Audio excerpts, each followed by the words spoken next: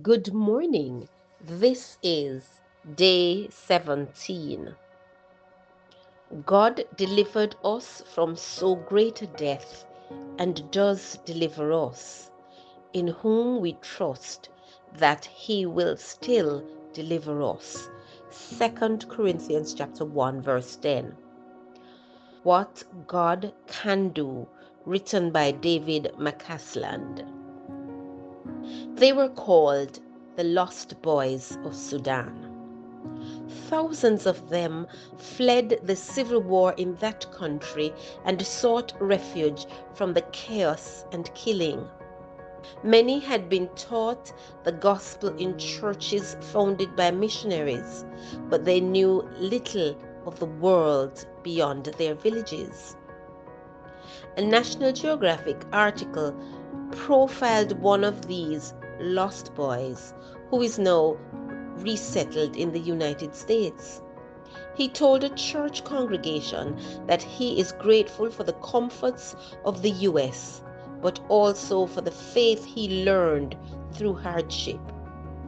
Americans, he said, believe in God, but they don't know what God can do. In the crucible of testing, we move from theory to reality as we experience God's power.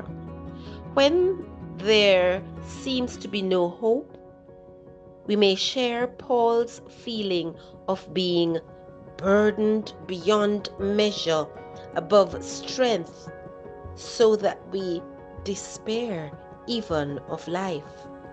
But we can also learn, as Paul did, that in the darkest times we should not trust in ourselves, but in God who raises the dead.